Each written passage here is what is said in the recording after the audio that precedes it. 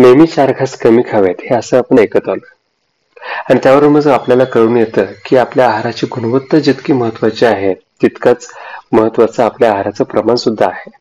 आपण खूपही नाही खायला पाहिजे की ज्यामुळे आपल्याला आणखी काही खाण्यासाठी पोटात जागाच शिल्लक नाही आणि आपण इतकंही कमी नाही खायला पाहिजे की आपल्या आवश्यक गरजा त्याच्यातून भागणार नाहीत. आहाराच्या ह्या मात्रेचा उल्लेख आपल्या ग्रंथामध्ये सुद्धा आपल्याला सगळीकडे दिसून येतो.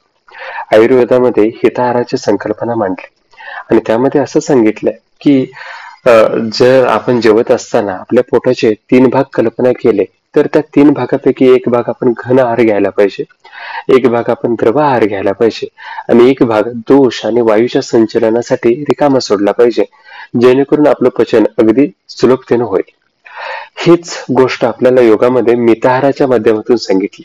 त्यामध्ये असं म्हटलंय की जर आपण जेवत असू तर आपण आपल्या पोटाचे 4 भाग कल्पना करायला पाहिजेत, ज्याच्यामधलं 2 भाग घन पदार्थ, एक भाग द्रव पदार्थ आणि एक भाग आपल्या वायूसाठी आपण रिकामा सोडला पाहिजे.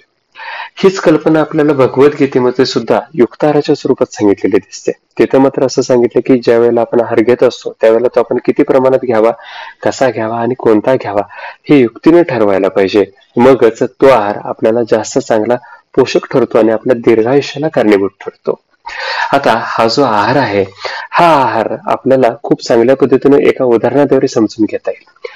चूल तर प्रत्येकानेच बघितले, जरी आपण चूल पेटवत नसलो तरी सुद्धा आपल्याला एवढं माहिती आहे की जर आपण चूल पूर्ण भरली सरपणानं तर त्यातला अग्नी चांगला प्रज्वलित होत नाही आणि अगदीच कमी सरपण त्याच्यामध्ये टाकलं तरी सुद्धा तो अग्नी जास्त वेळ टिकून राहू शकत नाही.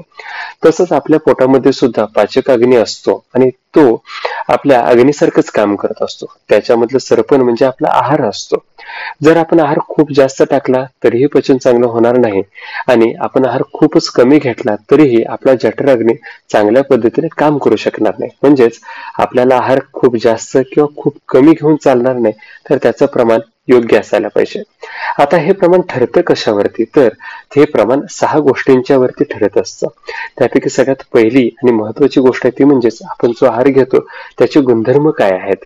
आपण घेणारा आहार जड आहे की हलका आहे ह्याच्यावरती त्याचं प्रमाण ठरतं. त्याचबरोबर आपण त्या आहारावरती कोणता संस्कार केलाय, म्हणजेच भाजलेला आहे, उकडलेला आहे, नेमकं काय करून तो पदार्थ बनवलाय ह्याच्यावरती आहाराचं प्रमाण ठरतं. आपल्या ऋतुमानानुसार आहाराचं प्रमाण बदलतं. आपण कुठल्या देशामध्ये आहोत त्याच्यावरती ते प्रमाण ठरतं. आपलं कामाचं स्वरूप काय आहे, आपण किती व्यायाम करतो ह्यावरतीही हे प्रमाण आपल्याला बदलताना दिसून येतं. त्याचबरोबर आपली आहार पचवण्याची क्षमता किती आहे ह्याच्यानुसार सुद्धा आपला आहार ठरत असतो. आता तुम्ही जो आहार घेत आहात हा आहार खूप कमी घेताय की जास्त घेताय का व्यवस्थित घेताय हे सुद्धा आपल्याला कळू शकतं. त्यासाठी आपल्याला काही लक्षणे बघायला पाहिजेत.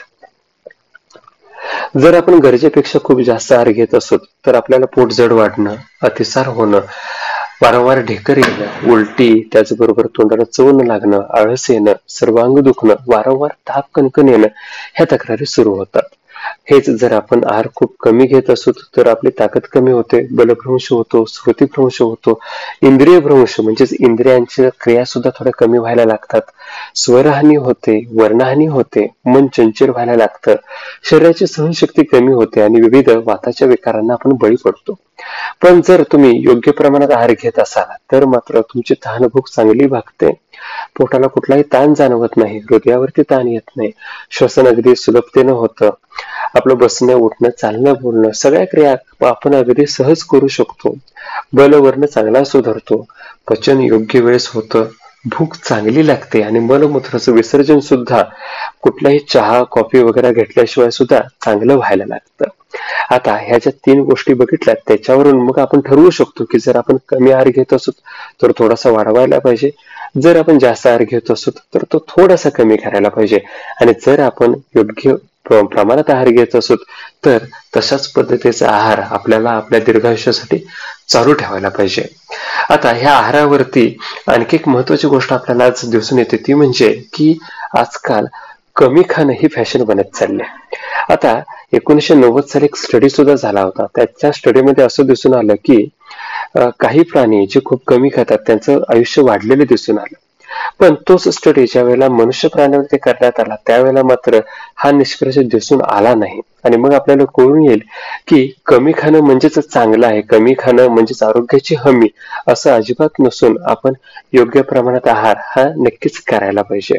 त्यासाठी जाता जाता भगवद्गीतेतील एक श्लोक होतो, त्यामध्ये असं म्हटलं की जो अल्प खातो किंवा जो खूप अधिक खातो तो रोगी होतो आणि जो योग्य प्रमाणात खातो तो योगी होतो.